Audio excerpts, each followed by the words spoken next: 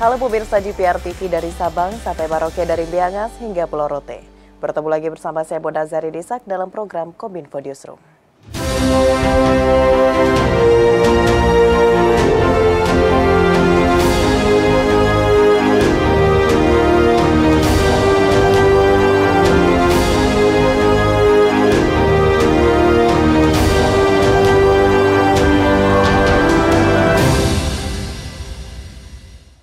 Pemirsa, kita ke informasi pertama. Pemerintah menyiapkan sejumlah respons kebijakan untuk menjaga pertumbuhan ekonomi Indonesia tahun 2023 tetap berada pada sasaran, yakni di kisaran 5,04%. Upaya dilakukan yakni dengan mengandalkan paket kebijakan stimulus fiskal, serta menyiapkan sejumlah respon kebijakan. Pertumbuhan ekonomi Indonesia tercatat 4,94% di kuartal ketiga tahun 2023. Angka ini melambat dibandingkan dengan kuartal kedua tahun 2023 sebesar 5,17%. Menteri Keuangan Sri Mulyani dalam jumpa pers mengatakan, baseline pertumbuhan ekonomi kuartal 4 2023 berdasarkan proyeksi pemerintah yaitu 5,06%. Namun dengan banyaknya ketidakpastian ekonomi, pertumbuhan Indonesia bisa melemah ke angka 4,81%. Untuk itu dalam menjaga pertumbuhan ekonomi agar dapat mencapai angka di atas 5% pada kuartal mendatang, pemerintah mengandalkan paket kebijakan stimulus fiskal. Menurut Menko, jika proyeksi tersebut dapat tercapai, pertumbuhan ekonomi untuk tahun 2023 secara keseluruhan diharapkan bisa terjaga di angka 5,04%.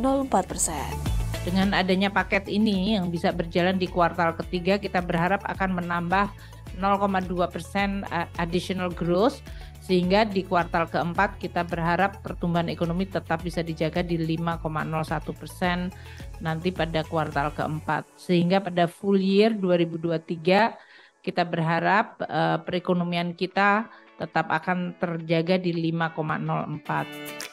Untuk menjaga pertumbuhan ekonomi Indonesia tahun 2023 tetap berada pada sasaran di kisaran 5,04%, pemerintah menyiapkan sejumlah respon kebijakan seperti memberikan tambahan bantuan beras untuk 21,3 juta keluarga penerima manfaat, bantuan langsung tunai, penguatan UMKM dan sektor perumahan. Kemudian pemerintah memberikan bantuan biaya administrasi pembelian rumah kepada masyarakat berpenghasilan rendah. Pemerintah kembali memberikan insentif fiskal bagi pemerintah daerah yang mampu mengendalikan inflasi pada kuartal 3 tahun 2023 ini. Insentif diberikan kepada 34 pemerintah daerah yang terdiri dari 3 provinsi, 6 kota, dan 25 kabupaten dengan total anggaran sebesar 340 miliar rupiah. Insentif fiskal ini secara simbolis diberikan oleh Menteri Keuangan Sri Mulyani bersama Menteri Dalam Negeri Tito Karnavian.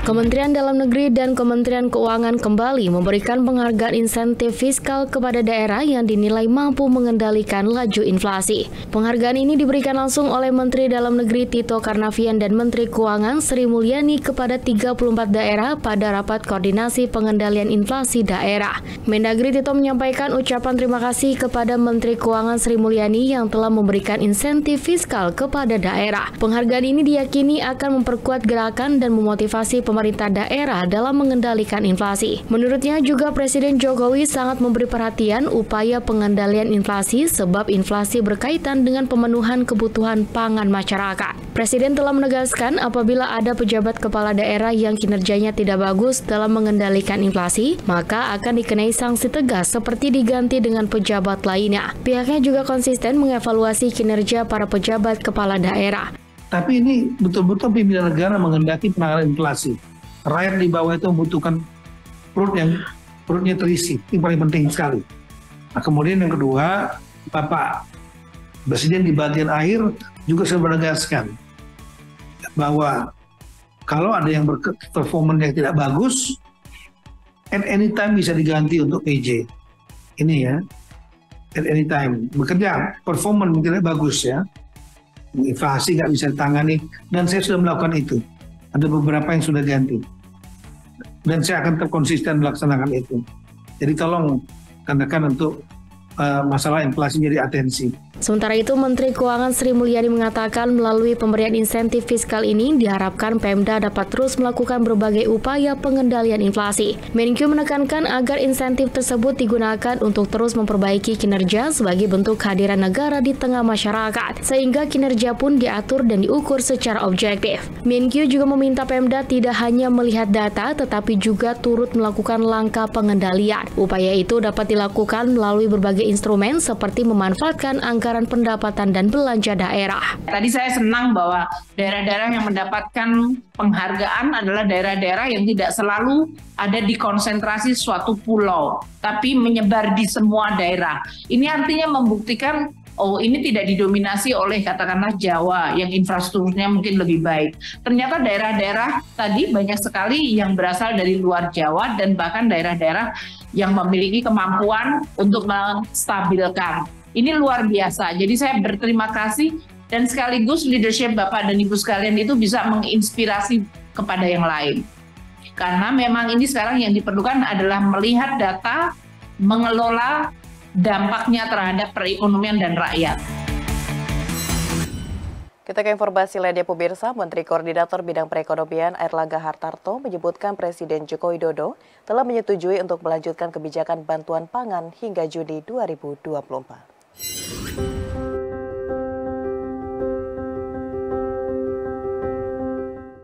Menteri Koordinator Bidang Perekonomian Airlangga Hartarto dalam keterangannya usai mengikuti rapat terbatas bersama Presiden Joko Widodo di Istana Merdeka menyebutkan pemerintah akan melanjutkan kebijakan bantuan pangan hingga Juni 2024.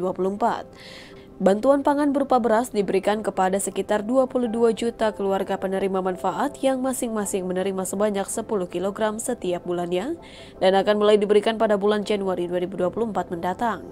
Sementara itu terkait realisasi penyaluran bantuan pangan tahun 2023, pada bulan September 2023 telah tersalur sebesar 94,95% dan Oktober 94,89%. Sedangkan pada bulan November hingga tanggal 5 realisasi penyaluran mencapai 18,45%. Menko Perekonomian mengatakan terkait ketersediaan stok beras nasional hingga 2 November 2023, stok beras di Bulog mencapai 1,44 juta ton. Bulog membutuhkan tambahan anggaran sekitar 19,1 triliun rupiah. Tambahan anggaran tersebut terdiri dari penyaluran tahap pertama sebesar 7,9 triliun rupiah, tahap kedua 8,4 triliun rupiah, serta anggaran untuk distribusi dan lain-lain sebesar 2,8 triliun rupiah. Kemudian juga tadi dibahas untuk bantuan pangan di tahun 2024, di mana Bapak Presiden sudah setuju bahwa tahun 2024 kita akan berikan dari bulan Januari sampai dengan bulan Juni. Jadi beras tetap 10 kg untuk 22.004.077 keluarga penerima manfaat.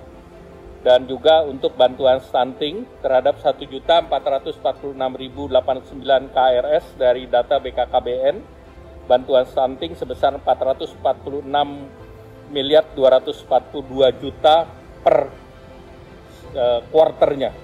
Jadi totalnya sekitar 892 miliar di semester pertama tahun depan.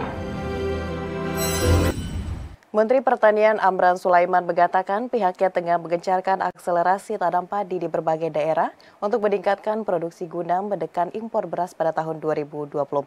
Hal ini perlu dilakukan akibat mundurnya musim tanam yang terjadi dari dampak kekeringan fenomena El Nino di Indonesia. Kementerian Pertanian tengah menggencarkan akselerasi tanam padi di berbagai daerah untuk meningkatkan produksi sehingga dapat mengurangi impor beras pada tahun 2024. Menteri Pertanian Amran Sulaiman dalam konferensi persnya mengatakan, hal ini perlu dilakukan karena faktor mundurnya musim tanam hingga 1-2 bulan pada beberapa waktu lalu menyusul dampak kekeringan akibat terjadi El Nino. Amran menjelaskan, pihaknya akan melakukan penanaman cepat pada lahan yang dilengkapi fasilitas irigasi dengan luas lahan mencapai 1 hingga 1,5 juta hektar di Indonesia. Adapun penanaman cepat tersebut merupakan penanaman kembali setelah petani melakukan panen atau yang kerap disebut dengan tanam culik yang nantinya akan dilanjutkan dengan pemberian insentif bibit gratis serta peningkatan planting index atau indeks pertanaman di lahan rawa mineral yang sebelumnya hanya ditanam 1 kali akan ditingkatkan menjadi 2 kali dan seterusnya. kita akan memberikan insentif El Nino dalam bentuk bibit benih kepada petani-petani kita agar mereka cepat melakukan tanam di tanah-tanah yang sudah panen. Kemudian yang kedua, kita mencoba meningkatkan planting index. Indeks pertanaman di daerah rawa mineral yang sekarang ini tanam hanya 1 kali, kita tingkatkan menjadi 2 kali. Yang tanam 2 kali, kita tingkatkan menjadi 3 kali. Selanjutnya, Kementan juga akan membangun embung untuk menampung air hujan, karena saat ini Indonesia sudah memasuki musim hujan. Embung itu bisa digunakan untuk pengairan lahan persawahan. Mentan Amran optimis akselerasi tanam padi akan efektif guna menekan produksi impor beras tahun 2024 dan akan tetap menjaga produksi beras di Indonesia, meskipun terhambat akibat terjadi El Nino di Indonesia. Pemirsa, usai jeda pariwara, kami akan kembali dengan informasi lainnya. Tetaplah bersama Kominfo Newsroom.